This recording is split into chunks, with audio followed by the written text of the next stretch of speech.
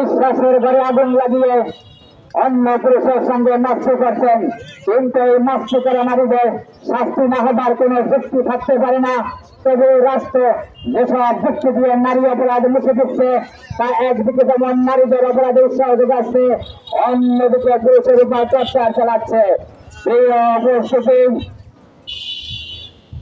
আমরা বলতে চাইছেন পুরুষের সরলতার সুযোগে দূরে থাকার সুবাদে এবং পরকীয়ায় নারী স্বাস্থ্যের বিধান না থাকার কারণেই নারীরা পরকীয়ার প্রতি আগ্রহী হয়ে উঠছে।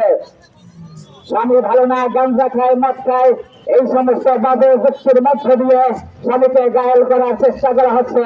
অথচ আমরা দেখি স্বামী ঠিকই আছে, ভরণ পোষণ ঠিকভাবেই দিচ্ছে, তবে এই সমস্ত বাদে যুক্তি দেওয়া হচ্ছে। বাদে যুক্তির মধ্য দিয়ে নারীর অপরাধকে ঢেকে দিয়ে শুধুমাত্র পুরুষের উপরে চর্চা চালানো হচ্ছে। পৃথিবীর বিভিন্ন দেশে পরকীয়ার নারীদের শাস্তি রয়েছে। পবিত্র কোরআন একে ব্যভিচার বলে উভয়ের শাস্তির নির্দেশ দিয়েছে। তাহলে বাংলাদেশে কেন থাকবে না?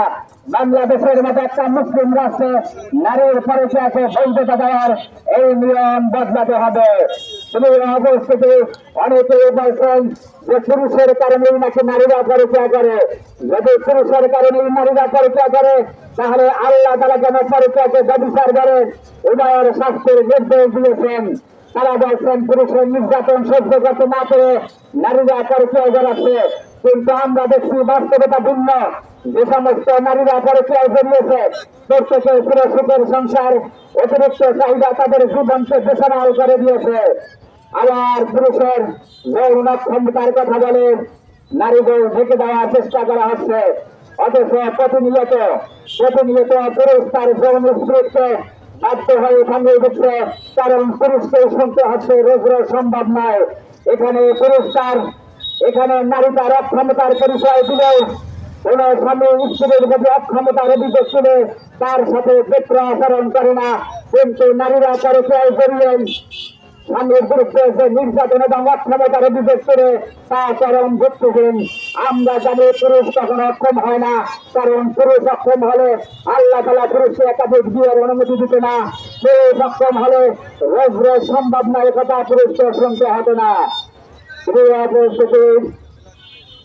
আমরা চাই পরকীয়ায় যেমন পুরুষের 5 বছর জরিমানার বিধান রয়েছে, একইভাবে নারীদেরকে শাস্তির আওতায় আনতে হবে।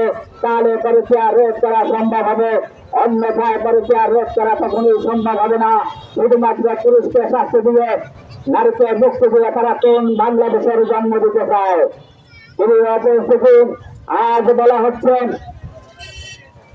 পরকীয়ায় জড়িয়ে সন্তানকে হত্যা করা হচ্ছে, পরকীয়ায় জড়িয়ে স্বামীকে হত্যা করা হচ্ছে, হাজার হাজার পরিবার ধ্বংস হচ্ছে, পরকীয়ার কারণে মিথ্যা মামলার সরাসরি হচ্ছে।